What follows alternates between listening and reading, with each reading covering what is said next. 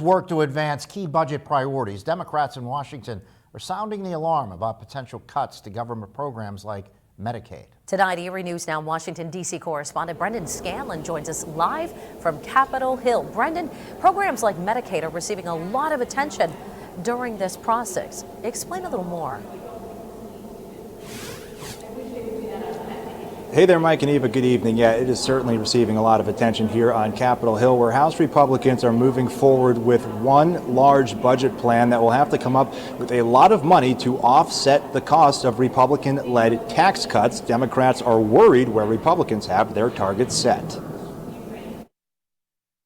In an interview with Fox News Tuesday evening, President Donald Trump defended federal downsizing efforts and said programs like Medicaid won't be touched. Medicaid, a roughly $880 billion joint federal and state program that covers medical costs for over 70 million low-income people, is financed largely by federal taxpayers. House Republicans are pushing a budget proposal endorsed by Trump that lumps many of his priorities, including an extension of the 2017 tax cuts, into one big, beautiful bill. There is nothing beautiful about cutting Medicaid for millions of American families struggling to be on their feet. As House leaders consider ways to offset the cost of extending the tax cuts, Democrats sounding the alarm Wednesday. Congressional Republicans are ripping away health care from our most vulnerable to fund tax breaks for their wealthy friends. But Republican Senator Josh Hawley believes large cuts to Medicaid would be harmful to many, including those who voted for President Trump. Senator John Fetterman agrees and said he would work with the Missouri Republican to protect the program. I think we're on the same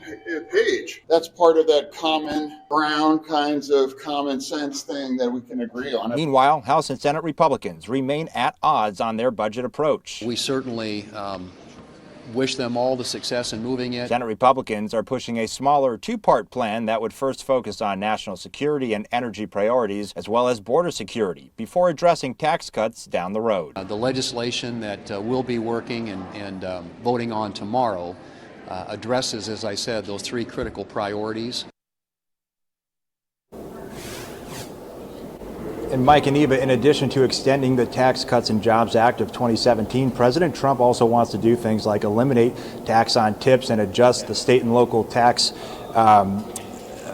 deduction cap, again, among many other things. But of course, Mike and Eva, doing all of those things costs money. And as Republicans search for ways to offset the cost of those various proposals, Democrats are worried programs like Medicaid could be at risk. Reporting live on Capitol Hill for Erie News Now, I'm Brendan Scanlon. Mike, Eva, back to you.